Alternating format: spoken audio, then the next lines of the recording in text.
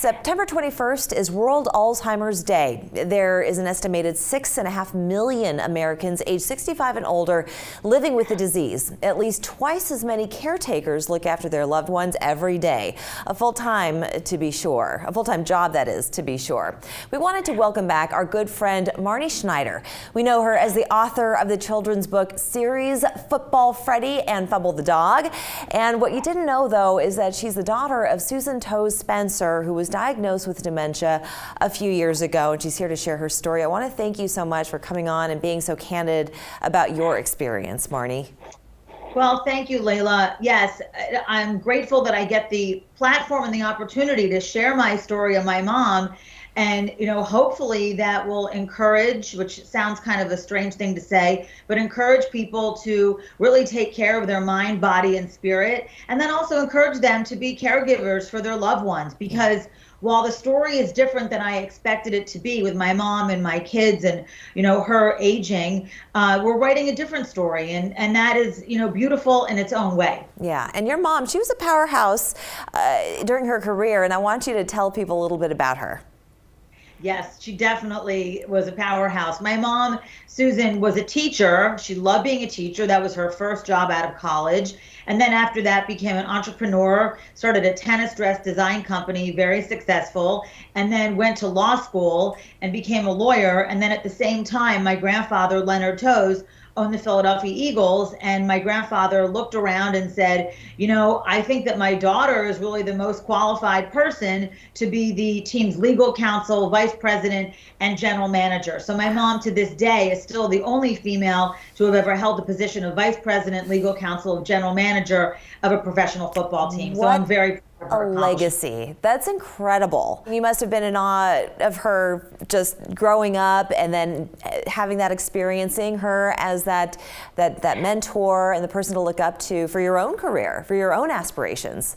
Oh, definitely. And my mom was a chick's chick. Like, she loved supporting women. I would say this, that the Philadelphia Eagles have a history of being very pro-women and women-friendly. And I think that trend really started with my mom when she was running the team in the mid-early 80s and, going up until my grandfather sold them. So my mother was an incredible supporter of women in business, women doing whatever they want. She's an amazing mother, an incredible grandmother, and a great friend to so many. So her dementia is a tremendous loss, not just for me as a daughter, I'm an only child, but also to her grandchildren and to so many others. So it's really important for me to get an opportunity to share her legacy, because she can't do that, and to continue on with that, and certainly help raise awareness for Alzheimer's and dementia. Definitely. Now, a few years ago, you knew that something was wrong. So what were the first signs that she had dementia? My mother was a very organized person, and I would say that some of the things that she was doing were a little bit quirky, kind of getting lost a little bit, going places that she knew how to go to, but maybe figuring it just took a little bit longer, a little bit argumentative, never with me, but certainly with my daughter a little bit, just very strange little tiny things that now when I look back on them, I'm like, wow, that was really interesting.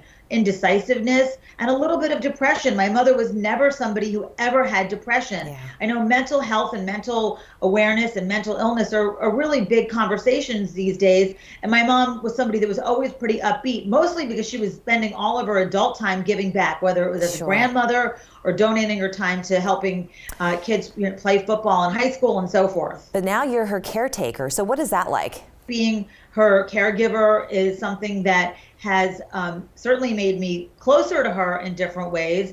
It's certainly something that opens your eyes to being patient and to understanding geriatrics. I've always liked geriatrics, always liked old people, but this is a different kind of geriatric care. And it's something that I'm going to look back on, Layla, and be thankful that I had the opportunity to do it. Although while you're in it, it's a very scary and kind of uncomfortable place to be in. I can imagine. But there are moments of beauty. And what is your advice for people who are going through the same thing?